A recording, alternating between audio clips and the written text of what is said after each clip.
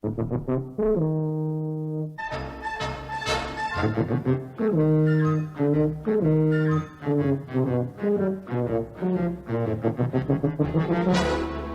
BBC presents Tony Hancock, Sid James, Bill Kerr, Hattie Jacques and Kenneth Williams in... Hancock's Half Hour.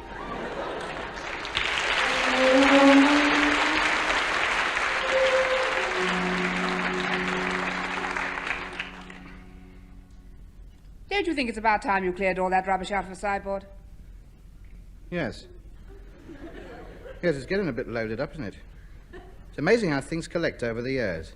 Yes, come on, let's have a clear out. Well, take the drawers out and empty them onto the table. Now, come on, Bill, give me a hand. Now, careful now, don't drop it. That's it. Now, turn it upside down.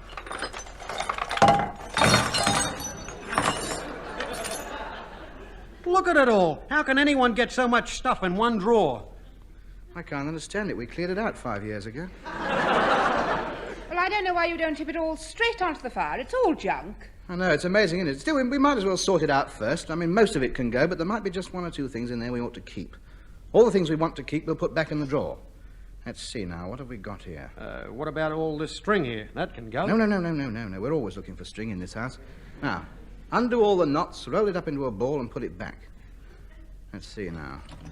Hair grips, an elastic band, a bit of billiard chalk, German stamp, 2 drawing pins, a pipe cleaner, a matchbox, a couple of 5 stones, a doorknob, some curtain runners, half a pair of sunglasses, domino, bit of glass, toy soldier with his head off, and a nail. Right, we'll put all that lot in the cigar box and put them back. Why? I thought we were clearing it out. We are. We've got to discriminate. You never know when that stuff might come in handy. We must only get rid of the useless stuff. Now, put it back. Now, we know where it is when we need it. Now, what else have we got? A couple of screws. Better keep those. They must have fallen out of something. We've just got to wait till something or other falls to bits, then we know where they've come from. You'll be glad we kept them, then. All right, then, but please throw out something. Well, I intend to. That's the idea of having a clear-out. Now, there's some marbles here. Well, you don't need those. Oh, yes, but this one's a Red Rider. They're very rare. Very rare they are. We'd better keep that. How about the other 2? Well, if we're going to keep one, we might as well keep the others. Put them back. This is interesting. 4 bits of jigsaw puzzle. A man's earroll. Bit of sky. A bit of ship's flag and a green bit. Do you think it's that Drake on Plymouth Hoe one you bought me when I was in bed with me feet? What happened to that? It was set out on the tea trolley, wasn't it? Yeah, it gradually got mixed up with the broken biscuits and sort of slowly disappeared. Yes, well, I think we'll keep these. Put them back in the drawer. What is the point of keeping 4 bits of stray jigsaw puzzle? Because I am not convinced that the rest of it is missing. Supposing we found the other 996 bits and we'd thrown these away. I'd never forgive myself. Beautiful stretch of pale blue sky with a hole in it. It'd look horrible. We will keep them until it is ascertained beyond all possible doubt that the rest of it is not in existence. Now, what's this? 2 French francs. We'll keep those in case we go on holiday. Well, this can go. This is no possible use to anyone. Wait a minute. What is it? Let me see it. It's a wireless license for 1936. You can't throw that away. Have you gone mad? Supposing a gentleman from the BBC comes round and says you didn't pay your wireless license in 1936. Well, then I've got proof here that I did. I keep all my old bills. You can put that in the loft with all the others. Well, we might as well throw these stones out. I don't know how they got there. You can't throw my stones away. These are not just ordinary stones, matey. These are from the beach at Bognor Regis. They have tremendous sentimental and intrinsic value. I count them amongst my most treasured souvenirs. Look at them worn smooth by countless centuries of eternal battle with the movement of the restless sea. I shall gaze at them when I'm old and grey, sitting back in me old rocker, contemplating the wondrous subtlety of the shade in the strata that traverses them, and remembering... just remembering The most miserable holiday I ever spent in my life. Some spotty-faced little Herbert prized them out of the tire on me bike and slung them at me. I've rolled up the... I haven't finished yet. Leave them there. I've rolled up the string like you said, Tub. Well? I can't get it off me fingers now. I think I've rolled it too tight. Well, what do you want me to do about it? I don't know. I just thought you might have an idea. Well, I haven't. You'll just have to work it out for yourself. Stop picking my brains. Now, what else have we got here? Well, surely you don't want this. Put that down. That is the only one of its kind in East Cheam. That is an unopened box of chocolate biscuits, handed to my grandfather as he got off the troop ship for South Africa. Got off? Well, he should have gone, but his leg went funny just before they pulled up the gangplank. Broke his heart not going with the rest of the lads. The tears were streaming down his face as he tore down the quayside and ran back home to his mother. It's an old family heirloom. I couldn't possibly throw that out. You realise you haven't got rid of anything yet. All right. There's still a pile of stuff here. I'm only getting rid of the rubbish. Just happens that all the stuff we've picked so far is indispensable. I mean, most of this stuff can go. I mean, there's nothing here. Right. Well, I'll throw it all in the dustbin. Wait a minute. What's this? A jar of pills. What are they for? Don't know. The labels come off. We can't throw them away because whatever they're for, I might get it again. See now, a cotton reel. Oh, we'll keep that. I can bang 4 nails in it and make some woolen reins. The draw's nearly as full now as it was when we started. Well, don't worry. There's nothing else here I want to keep. All this can go. Right. Wait a minute. All except the cigarette cards. There's 9 here. Great film stars. George Arliss, Mary Astor, Richard Dix, Lyle Barrymore, Miriam Hopkins, George Brent, Melvin Douglas, Nelson Eddy, and Zazu Pitts. When did you collect those? 1937. What do you want to keep them now for? Well, swaps, of course. I want to make the set up. You never know. There might be someone who's got some to change. You put them back in the drawer. Hello, what's this? Well, me sweet coupons. Fancy finding those. Hello, I've still got a quarter here. You better keep those, then. What for? Well, supposing they bring them back. I've got a quarter of a pound of almond nougat in me. What about this thing here? Oh, we must keep that. What is it? What do you mean, what is it? It's Well,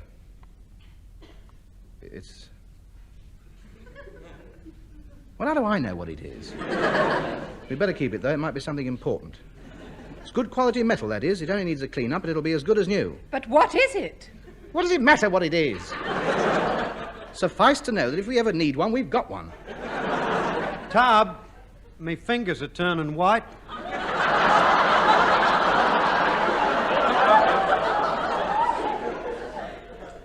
Oh? Yeah, the string's getting tighter. You shouldn't have dipped your hand in the water, should you? Well, I had to. The string was on fire. I tried to burn it off with me cigarette lighter. What a buffoon. Cut it off with the scissors. Oh, yeah, that's a good idea, isn't it? I suppose, of course, you want to keep this? Naturally. What's that? A thin strip of aluminium with the following inscription stamped on it. I love you, Elsie. Clapham Junction Station, June 1940. Elsie. Oh, yes, I remember. An ATS girl. Oh, she was horrible, yes. I remember it now. Platform 7. We had 3 hours to wait before the train came in, and she wanted something to remember me by. There was nothing in the chocolate machine, so I went over and bashed her out a penn'orth of that. Sent it back 3 years later. She said she'd found someone she liked better than me.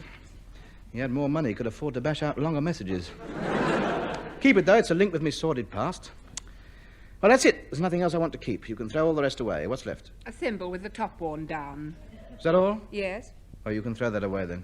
You mean you don't want to keep it? No, I don't think skiffle will last much longer. Now, throw it away. Well, so much for the clear-out. 1 thimble. It's hardly worth the trouble, was it? I don't know. It doesn't do any harm to take stock of one's valuables now and again. One's valuables? You wouldn't get any more than 9pence for that lot, including the sideboard. Tub!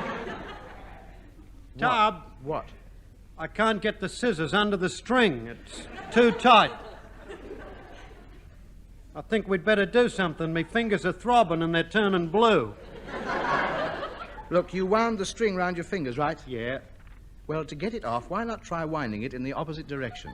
Oh, yeah. Why didn't I think of that? I'll go. Yes? Any old iron, old rags, bottles, old bones, bundles of old newspapers, jam jars, mangles, old bedsteads. Sid, what are you doing? Well, times are hard, son. I've got to make a living somehow. Short of getting a job, this is about all I know. Well, I never thought I'd see a man of your caliber come down to this. Is that your horse and cart out there? Well, almost. I got another 27 and 6 to pay on the horse. Well, that's very good. How much did he cost? 30 bob. 30 shillings for a horse? You can't buy horses that cheap. Horses like that one you can. What a waste of money he was. Spends most of his time sitting in the back of the cart. Oh, poor old horse. What about poor old Sid pulling it? What's the matter with him? Is he past it or something? Past it? He's only 3 and he's as strong as a horse. He's just dead lazy, that's all. And cunning. Dead cunning. The minute I put him between those shafts, he develops a limp. He holds his foot up and puts his head on one side. And, well, you know what I am with animals. I have him in the back of the cart with a couple of sacks of woolens under his head. Then when it's time to go home, it's amazing how quick his foot gets better. Costing me a fortune to keep his horse in grub, he is. And particular, dead particular, he won't touch edges and tree bark like other horses. No, he's only got to have the best quality brand. So come on then, son, what about selling me something? Sid James buys anything. Best prices paid for old iron, bottles, bones, any old junk, I'll take anything. What about some old rags? Get your hands off my suit. I'll give you $1 for it. I'm not selling this. This is my squire set. I look very county in this, standing on the doorstep with me gun. You would do in the country, but not at 23 railway cuttings. Well, I know there are no animals here, but I got a couple of tin cans on the brick wall. A tenner for the hat. Never. I'll cut 2 holes in it and put it on the horse. He needs something with all this sun about. Oh, it's for his dear little horsey. Go on, give it to him.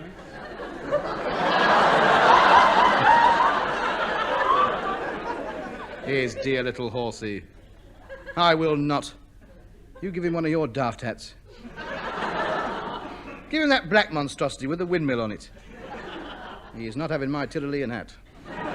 Well, you must have something you can flog me. Let me come in and have a look round. Oh, blimey, yes. There's loads of rubbish here. Here, look, I'll back the horse and cart up to the front door. We'll have all the lounge and dining room cleared in no time. You will do no such thing. You don't mean you want to keep it all, do you? I certainly do. This rubbish, as you so eloquently put it, is my home. These are heirlooms and treasures that have taken a lifetime to collect. So you can fold that sack up, put your weighing hook back in your buttonhole, and kindly leave the premises. Now, come on. There must be something here you don't want. 15 bob for the harmonium. I couldn't part with that. The place wouldn't be the same without it. It's been part of the Hancock household for generations. How well I remember me dear mother playing it of a Sunday afternoon in the music room at Hancock Towers.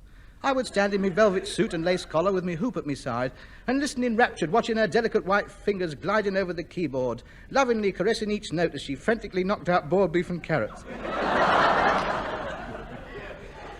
Yes, her great feet pounding up and down on those treadles like Reg Harris. And you asked me to sell it, so I'd sooner starve. How much for the glass dome with a piece of wedding cake under it? You can't have that. That was my grandmother's. That wedding cake has been under that glass since 1873. And it's as good now as the day it was dug out of the copper. Look at it, they don't make suet pudding like that these days. Suet pudding for a wedding? Well, they covered it in icing. Nobody knew till they cut it, and they were off on their honeymoon by then. 3 old days in Stoke. I've got a picture here. That's the guests seeing them off. You see, there's the bride and groom standing on the prow of the boat as the horse pulls it up the canal towards Manchester. Now, the old people still talk about that wedding. 60 barrels of beer and 14 hundredweight of sausage rolls. What a wedding it must have been. He spent the rest of his life trying to pay for it. I tell you what, I'll do you a favour. 30 bob and I'll take the stuffed eagle, the potted palm, the rocking chair and the Morrison shelter. No, I'd rather not, Sid. If you take the Morrison shelter, I'll only have to buy a table, and the rate the plaster's coming down, we need it there anyway. Besides, it's Bill's bedroom. He wouldn't sleep under a wooden table. And the potted palm makes the room look rather Arabic for when I'm in my Valentino mood. Apart from stopping the neighbours from seeing in. Well, I got to buy something. Yeah, how much for that bit of canvas on the floor? That is the carpet. I'm not getting rid of it yet. There's still a bit of wool in the corners somewhere. Dub. Oh, what? Hello, Sid. Hello, Bill.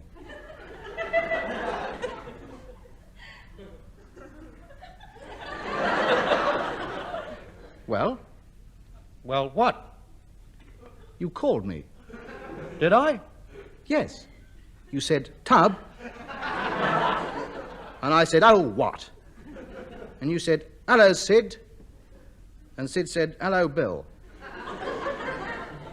Then I said, well?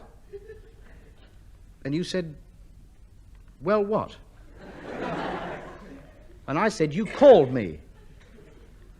Now, I want to know why you called me in the first place. Well, think, man, what was it? Are your shoes hurting you? No. Are you hungry? No. Think hard, it'll come. Don't get flustered. Now, keep calm. Now, what was it? Hello, Sid. You've said that. Stop wasting my time. What do you want? It must have been something. Oh, yeah. I remember what it was. I've got the string off me fingers. Oh, good lad. How did you do it? Well, I unwound it off me fingers like you said to. See, a little bit of thought. What have you done with the string? It's wound round me other fingers now. And it's tighter this time. It's certain twice as much. Sid, you can buy 'em if you like. You'd like to go on Sid's cart, wouldn't you? No, I just want to get this string off me fingers. They've gone numb, you know.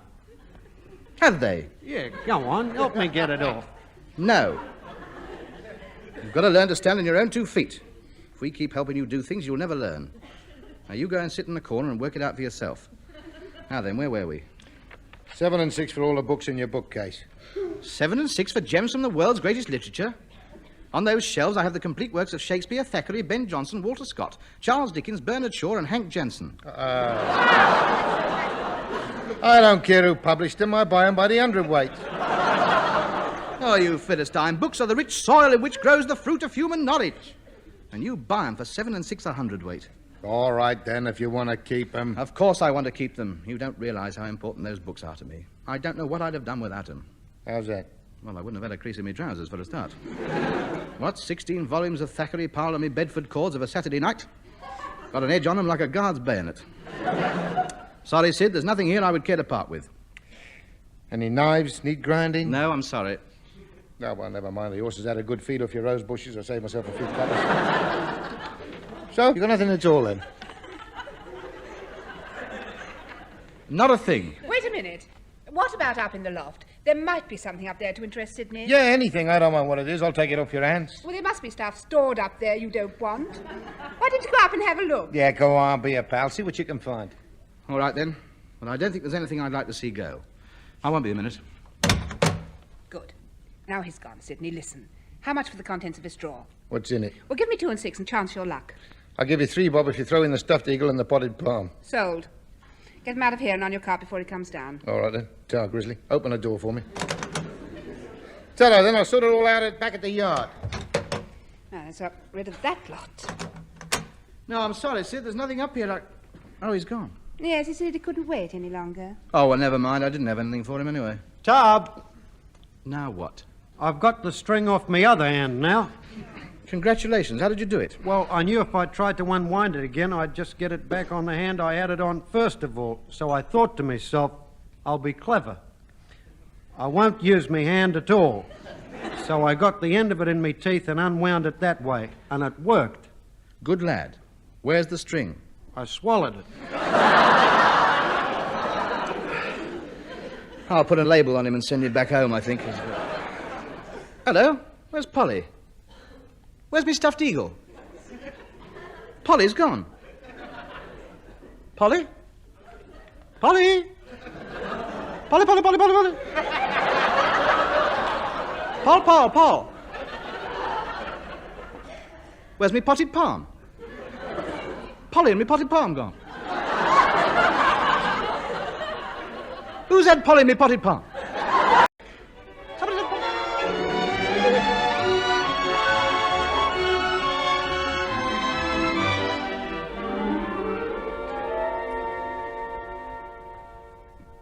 I don't want any of your excuses, Sidney. I want my property back. It's mine, boy. I bought it. She had no right to sell it to you. It wasn't hers. I demand you give me back my eagle, my potted palm, and my drawful of personal belongings. There was nothing but rubbish in that drawer. It was useful rubbish, and I want it back. And I want Polly. The house isn't the same without her great beak staring at me. Finest bottle opener I ever had. I want Polly, the palm, and the drawer. Well, you can't have them. Why not? Because I haven't got them. We scrap merchants don't keep our merchandise. We're only the middlemen. I've disposed of it. Well, who did you sell it to? Oh, I'm sorry, son. Professional etiquette. I can't tell you. A gentleman at 35 the Larches. He said they were just what he was looking for. Well, he must be mad. I should go straight down there and buy them back off him. I warn you, he's a shrewd nut. If he thinks you really want him, he'll charge you through the nose. You could never do business with him. Well, you did? Well, that's different. I'm in the business. He knows I know what I'm doing. Yes. I see what you mean. Sid? Yeah. Will you lend me your horse and cart? Half a quid. Oh, all right.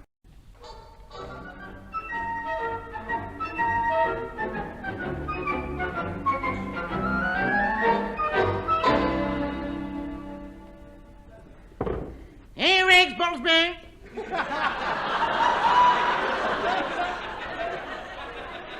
Any old Jack you are. Any of your particularly stuffed eagles, potted palms, and drawers full of rubbish. Get your potted palms and drawers full of rubbish out. Turn out your Jack, Rags Bowlesbury, you are in. Yeah, for the fast time. In here arrive jam jars, sponges, firewood, sewing machine. Yes. Any rags, bottles, or bones, Gov? No. Any old junk I'll take. I'm not fussy. I'll take anything. Well, you can start by taking your foot out of the door. I haven't got anything for you. Oh, come now. We never know what we've got until we look. I'll come in and help you, shall I? No, thank you. Oh, my, what a lovely room. Get out. Oh, yes. Very elegant. What perfect taste. The only thing spoiled in it is that stuffed eagle and that rotten old palm tree. I'll take them off your hands for you. I happen to like the stuffed eagle and the potted palm. I only acquired them this morning. I think they suit the room. Well, I think they look horrible. You'd be well rid of those, sir. I pay the best prices. No, I won't sell, thank you. Is there anything else in the room you fancy? Now, how about this china statue with the head missing? No. No, I don't want that. No, there's no more to be said, is there? Good day. No, don't throw me out. I'll buy it. How much? 5 shillings. Daylight robbery. Here you are, then. Now, about the eagle and the potted No, palm. I really don't want to sell the eagle or the potted palm. I've got a box full of plastic saucers. What good are they to me? Good day. No. Wait a minute. How much are they? 7 and 6. Put them in my sack. Now, about the eagle and the potted palm, you won't get a better price No, than I really pay. don't. I really want to hang on to those. I'm rather attached to them. But I've got a nice little item here you might be interested in. A collection of seashells. They make beautiful ashtrays. 150 of them here. I don't want any seashells. Good day. How much? 15 shillings. Thank you. Are these broken German swords any good to you? Won't you consider the eagle and the potted palm? Well, I'm not convinced you're the right chappie to have them, really. I mean, you're not very interested in my other treasures, are you? Oh, I am. I think the whole collection is madly gay.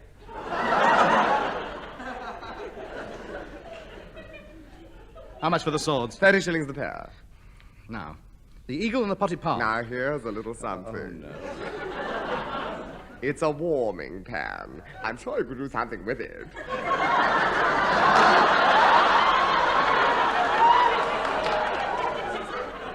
How much? 12 and 6. Put it in the sack. Now, the potted palm. Here, do you like these door handles? No. How much? Well, there's 3 dozen. You can have them for 15 shillings. You wouldn't throw the eagle in with that crate full of army surplus thermometers, would you? Well, I might do. £3 for the thermometers. 1, 2, 3. Thank you. Now the eagle. No, I don't think I can part with it after all. I'll tell you what I'm thinking of selling. My collection of gramophone records. I've got all of Whispering Jack Smith, a few Leighton and Johnsons, and most of Harry Roy and his Tiger Ragamuffins. Yes, well, I don't think they'll be much good to me. I don't really deal in gramophone music. Oh, what a pity. Well, I won't keep you any longer. I expect you want to get on. A tanner each. Well, certainly. There's 150. That'll be £3 10. Right. Now, that eagle, I personally think it's wrong for here. I mean, it's too tatty for a gent like you. Well, what about a box full of lawnmower parts? Only 25 shillings. Thank you very much. Now, this eagle... Do you like that fire guard with the wire missing? Oh, yes, it's lovely. I'd keep that if I were you. Now, do you see, I think it's ugly. I don't like it. You don't? No, it's broken, it's cumbersome and completely useless. But about this eagle? I wish I could get rid of that fire guard. I'm very interested in the potted palm now. I'll give you a fair price for You know, it. if someone would only take that fire guard off my hands, I'd be most grateful. I'd show my gratitude in a very generous manner. All right, then, I'll give you a quid for it. Thank you. Now, what about showing your gratitude? But of course. You can have free of charge that cracked fish tank. You're most kind. Not at all. Now, over here, I smoke candlesticks and some slashed oil paintings. They only need sewing up. I also have some very unusual moustache cups. Charming. I'll have a more eagle.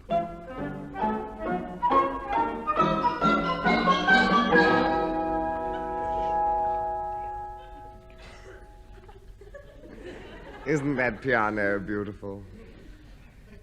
How much? £3.10. Push it next to the wardrobe and the 12-deck chairs. I'll load them onto the cart later. Well, I think we've just about cleaned the house out now, haven't we? Well, I think we have. All except the eagle, the potted palm, and the drawer full of assorted rubbish you bought this morning. Yes. How much? I don't know. Actually, I want to leave this district. I am not buying the house. No, I was just saying I think I will sell you the eagle and the potted palm after all. At last. How much? The same as I paid for them. 3 shillings. £10. He's a twister, that James. All right, in for a penny, in for a pound. Load them on the cart. Well, thank you. It's very nice to have done business with you. Do call again. Come round tomorrow. My partner will be bringing a new lot of junk round. Your partner? Yes. He collects it and I sell it. We get a much bigger profit that way than by taking it to the scrapyard. Yes. Yes. I won't ask you what your partner's name is. I'm sure you recognize the horse. Oh, yes. Well, a bit of a Charlie on the quiet, aren't you? Bye-bye. How much? Oh, I'm sorry.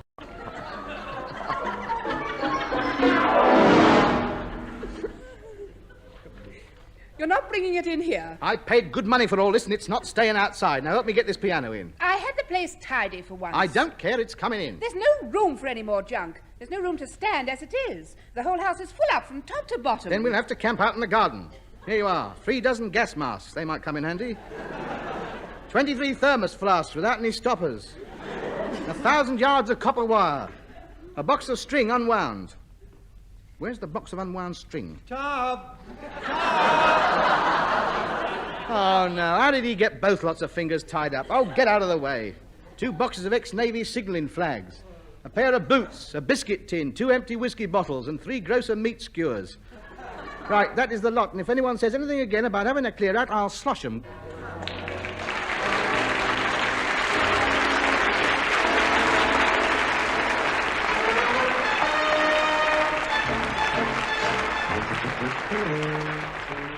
You've been listening to Hancock's Half Hour, starring Tony Hancock, with Sidney James, Bill Kerr, Hattie Jacques, and Kenneth Williams.